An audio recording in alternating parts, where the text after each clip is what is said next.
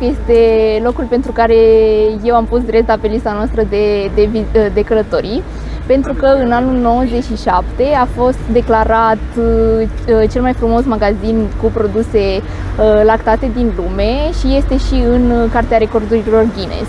Supă de vită cu măduvă de oase și cu niște dumplings.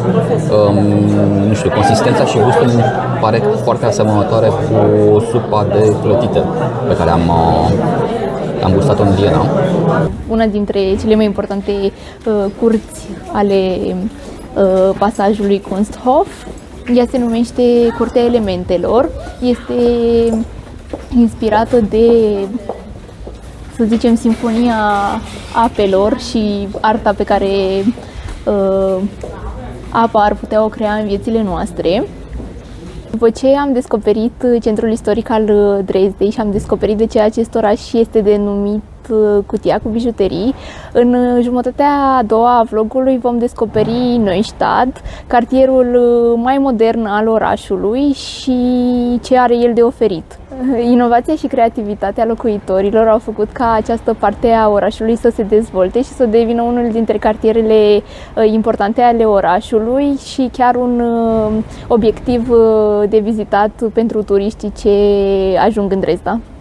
Ne începem itinerarul din Neustadt în piața principală, Markthalle. Aceasta a fost inaugurată la finalul secolului al XIX-lea, fiind construită pe fostul amplasament al unei cazărmi de infanterie.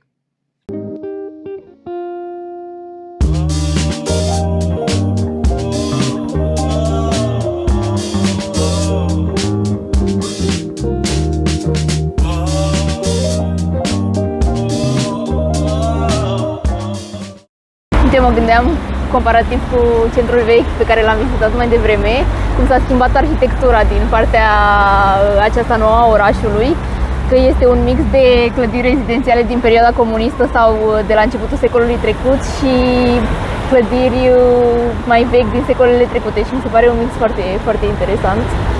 Și ce îmi place la Dresda este faptul că este un oraș foarte curat și foarte prietenos cu bicicliștii și cu oamenii care merg pe jos. În fața celui mai turistic loc din Dresda, nu aș fi crezut, dar acesta este magazinul de lactate Fünz, inaugurat acum 140 de ani.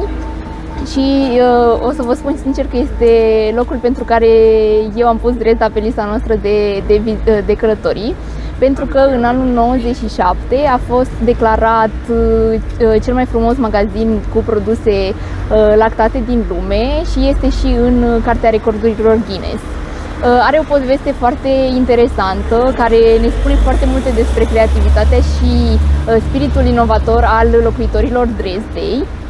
La sfârșitul secolului al XIX-lea, frații Fünz, după care este și denumită lăptăria sau magazinul, au deschis acest loc din dorința de a oferi locuitorilor Dresdei un lapte care să nu se mai strice atunci când ajunge la ei. Pentru că în perioada aceea regulile igienei cu care suntem noi obișnuiți astăzi erau foarte precare, iar atunci când ajungea laptele la locuitorii Dresdei de la fermieri sau mici producători, acesta era de cele mai multe ori stricat.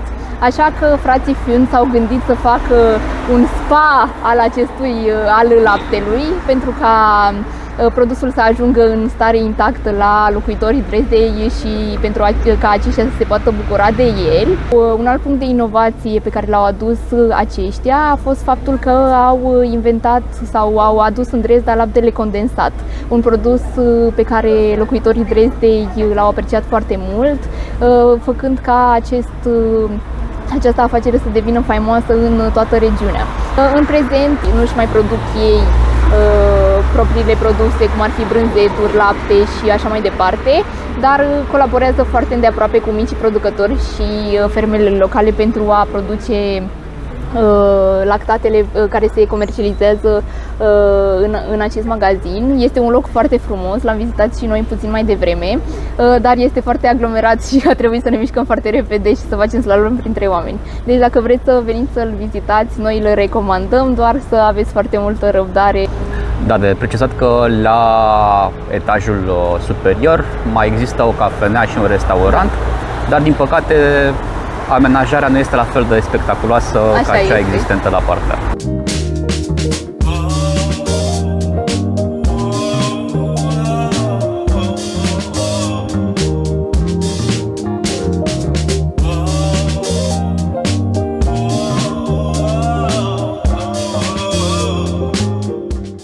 Cum ne-am plimbat prin Neustadt, am putut să observăm că poate nu e la fel de îngrijit ca centrul vechi, în schimb este plin de viață și aici poți vedea faptul că locuitorii au un spirit antreprenorial foarte dezvoltat. Vezi cafenele, restaurante, terăsuțe, magazine de haine, la toate, peste tot. Ce mi s-a mai părut interesant este faptul că îi pun foarte mult preț pe comunitate. Am intrat într-o curte interioară pe care am găsit-o pur și simplu, fără să planificăm nimic și fără să știm unde mergem. Și am văzut că oamenii își vindeau lucrurile de care nu mai aveau nevoie. Mi-a amintit foarte tare de yard sale-urile din America, pe care le vedem în toate filmele americane. Și mi s-a părut foarte drăguț pentru că era o atmosferă așa foarte caldă și se vedea că comunitatea este foarte aproape. Aveau inclusiv de mâncare și cafea, dar mi s-a părut foarte, foarte drăguță toată atmosfera asta cu ne adunăm și ne vindem lucrurile împreună și chiar am văzut și pe stradă oameni care veneau să-și pună și ei standul acolo și să-și vândă lucrurile și majoritatea dintre ei tineri.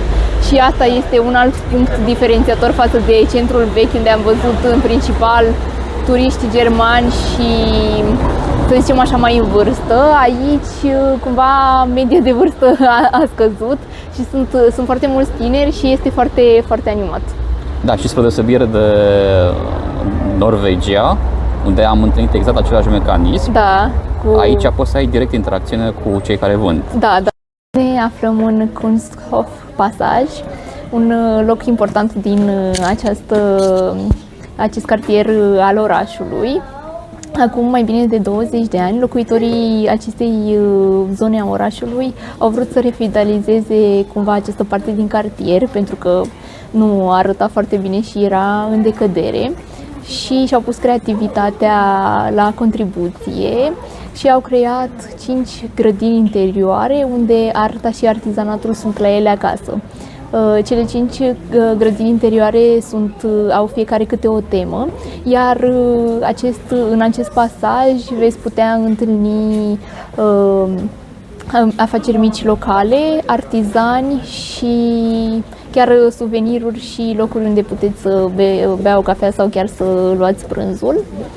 Și haideți să vedem una dintre cele mai importante curți ale pasajului Kunsthof. Ea se numește Curtea Elementelor. Este inspirată de, să zicem, simfonia apelor și arta pe care apa ar putea o crea în viețile noastre. Și o să vedeți că este foarte colorată și foarte interesantă.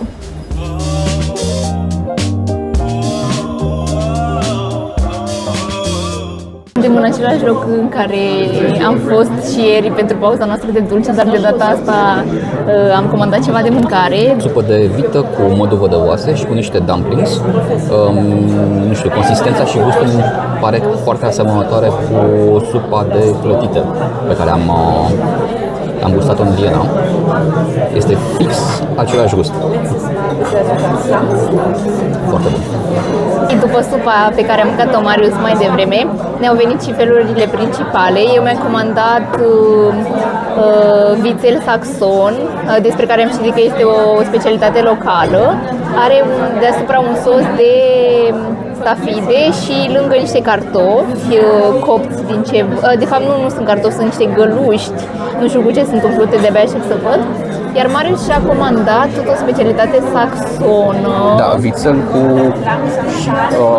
și conopidă sau ceva genul ăsta. Ok, pare interesant ce și-a luat și Marius. Ia să vedem.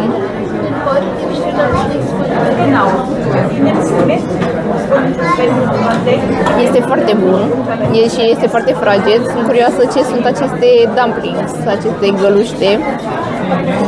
Au o consistență foarte gelatinoasă, așa. Hai să vedem.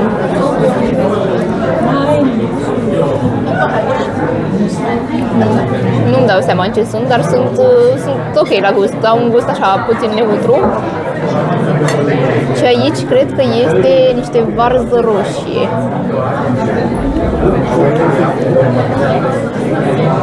Care este... E dulce. Mă așteptam să fie ca varza călită. Mâncarea saxonă se prezintă bine. Poftă bună. Poftă mare.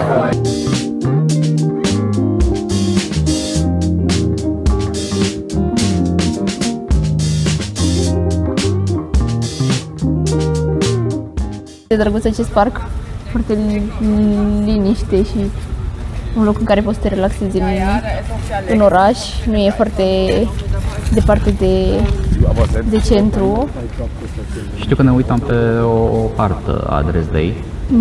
Știi că am spus la începutul vlogului că e al patrulea ca suprafață. Da. Și ai văzut și tu ce suprafață generoasă ocupa parcul în întregul oraș. Dresda e un oraș destul de mare. Noi am fost doar în Altstadt, în centrul vechi, în Neustadt, pe partea cealaltă a fluviului Elba, unde v-am arătat cartierul mai nou, să zicem. Și am mai fost în Löschwitz, care este un cartier tot așa mai la ieșire din oraș, unde am văzut podul denumit de ei Minunea Albastră. Și acolo, în drum spre acel cartier, am mai întâlnit un cartier rezidențial cu niște case foarte drăguțe și foarte îngrijite. Și cred că nu am reușit să vedem nici măcar, nu știu, 50% din oraș, având în vedere că sunt destul de multe cartiere rezidențiale din ce am văzut. Ai observat că și marurile Elbei erau amenajate pentru oamenii care doreau să se plimbe în spațiu verde? Da, și cred că am zis... Dar gen amenajate, nu vădit cu intervenție umană, nu știu, adică da. te puteai... Mie mi s-a părut super ciudat pentru că acum câteva zile am mers tocmai la extrema cealaltă a orașului. Da. Și se vedea foarte clar cum puteai fără niciun fel de problemă să alergi pe cărările alea. Deci nu niște cărări create artificial, ci pur și simplu cărări făcute pe pământ. Da. Deci pentru cei care sunt pasionați de alergări... Da, de alergări în natură, pur și simplu, exact. Și de ciclism, de fapt. Da. E un oraș foarte atractiv și chiar acum în parc ne uităm la oameni care sunt foarte mulți dintre ei cu biciclete sau cu trotinete. Și da, chiar și în oraș. Da, și în oraș foarte... Cred că am mai zis asta pe unul dintre cadrele pe care le-am tras, că este un oraș foarte prietenos cu mijloacele de transport alternative. Deci pentru o alergare de rezistență, pe distanță medie și foarte lungă, pe marurile Elbei, ai spațiu să desfășori. Da, plus că am mai citit că, cred că ce a observat Marius, malurile amenajate ale Elbei sunt foarte bune pentru cicliști, pentru că ei au amenajat, nu mai știu dacă se numește ruta Elbei, ceva de genul acesta, o rută prin care poți să mergi cu bicicleta prin toate orășelele și orașele unde întâlnești fluviul Elba. Dacă ai mai mult timp în care să explorezi zona asta a Germaniei și vii într-o perioadă în care e mai cald decât cum când am venit noi, mi se pare o variantă foarte bună de văzut regiunea. Și așa închidem cutia cu bijuterii. Sperăm că v-a plăcut vlogul nostru și că vi s-a părut Dresda interesantă, așa cum ni s-a părut și nouă. Suntem convinși că vom reveni aici pentru că este un oraș care are foarte multe de oferit pe lângă centrul vechi al orașului. E absolut fabulos, deci recomandăm cel puțin un weekend să ajungeți aici. Dacă v-a plăcut, ne-ar ajuta un like, share sau subscribe. Și alte alea. Și noi ne vedem în următoarele orășele pe care le vom vizita din Saxonia. Pa!